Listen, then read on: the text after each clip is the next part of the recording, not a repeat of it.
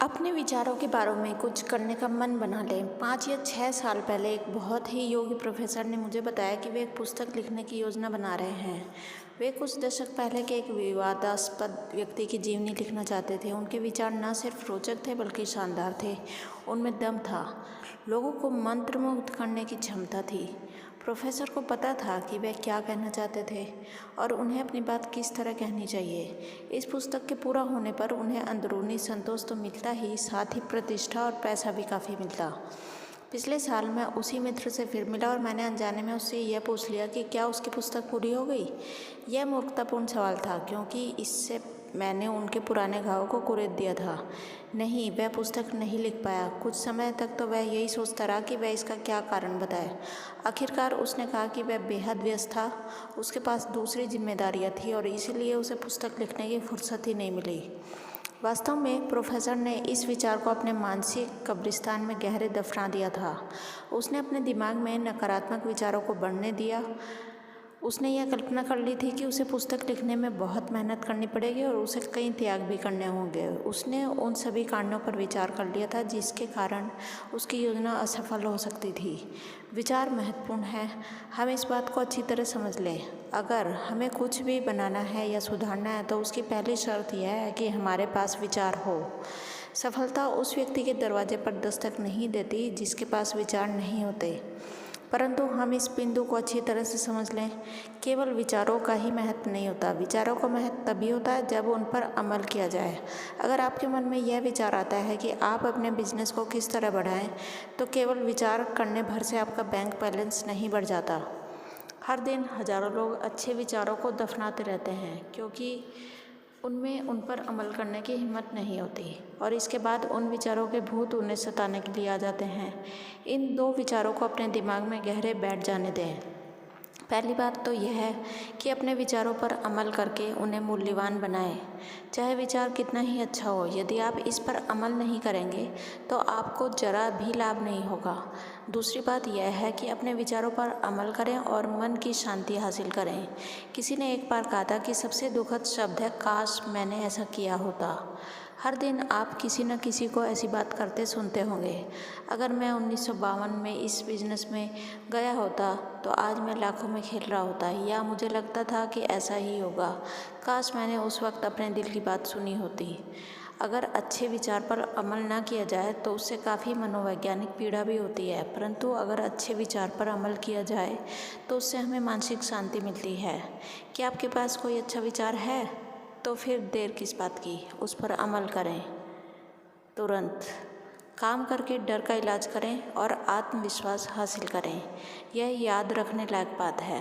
काम करने से आपका आत्मविश्वास बढ़ता और प्रबल होता है। काम न करने से डर बढ़ता है और प्रबल होता है। इसलिए डर को दूर करने के लिए उस काम को कर दें। अपने डर को बढ़ाने के लिए इंतज़ार करते रहें, काम को टालते रहें, बाद में करने की सोचें।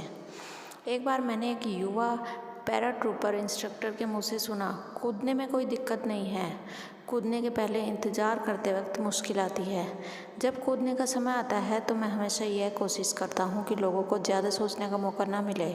कई बार ऐसा हुआ है कि किसी प्रशिक्षु ने इस बारे में ज़्यादा सोच लिया कि उसके साथ क्या बुरा हो सकता है और वह सोचकर वह घबरा गया। अगर हमें अगली ट्रिप में कूदने के लिए तैयार नहीं कर पाए तो वह ज़िंदगी में कभी पैराट्रूपर नहीं बन सकेगा।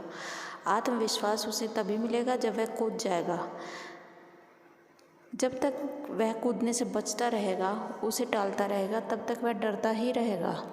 इंतज़ार करना विशेषज्ञों को भी नर्वस कर देता है। टाइम मैगजीन में लिखा गया था कि एडवर्ड आर मरो, जो देश के बेहतरीन न्यूज़ रीडर हैं, जब टेलीविज़न पर आने वाले होते हैं तो वे काफ़ी नर्वस हो जाते हैं और उन्हें पसीना आने लगता है। परंतु एक बार वे काम में जुट जाते हैं तो फिर उनका डर काफूर हो जाता है। कई अभिनेता भी इस तरह की प्रक्रिया से गुजरते हैं। सभी इस बारे में एकमत हैं कि स्टेज के डर का एक ही इलाज है, स्टेज पर उतरना या कर्म करना। जनता के सामने मंच पर आ जाने के बाद डर, चिंता, तनाव सब दूर हो जाता है। कर्म से डर दूर हो जाता है। एक बार हम अपने दोस्त के घर गए जहाँ उनका 5 साल का बच्चा सोने के आधे घंटे बाद ही जाग गया और रोने लगा। बच्चे ने एक डरावनी फिल्म देखी थी और उसे यह डर लग रहा था कि राक्षस आकर मुझे उठा ले जाएगा। बच्चे के पिता ने उसे समझाया। उसके समझाने का तरीका सचमुच लाजवाब था। उसने यह नहीं कहा, फिक्र मत करो बेटे, कोई भी तुम्हें कहीं उठाकर नहीं ले जाएगा, चुपचाप सो जाओ। इसके बजाय उसने सकारात्मक कार्य किया। उसने बच्चे के सामने सारी खिड़कियों की जांच की। इससे बच्चे को यह विश्वास हो गया कि सभी खिड़कियां अच्छी तरह बंद हैं। इसके बाद उसने बच्चे की प्लास्टिक की बंदूक उसके पास की टेबल पर रख दी और कहा, बिली, अगर तुम्हें कोई दिक्कत आए तो यह बंदूक तुम्हारे पास ही रखी है। अब जाकर छोटे बच्चे को चैन मिला, उसका डर दूर हुआ और 4 मिनट बाद ही वह गहरी नींद में सो गया। कई डॉक्टर लोगों को हानि रहित निष्क्रिय दवाइयाँ इसीलिए देते हैं ताकि उनके मन को संतोष रहे। लोग डॉक्टर से नींद की गोली मांगते हैं, डॉक्टर उन्हें झूठ मूठ के नींद की गोली पकड़ा देता है। लोगों को गोली निगलने के बाद ऐसा लगता है उन्हें अच्छी नींद आती है, हालांकि गोली में कोई दवाई नहीं थी। इसके बावजूद उन पर इसका मनोवैज्ञानिक असर होता है और उन्हें अपनी तबीयत ज़्यादा अच्छी महसूस होती है।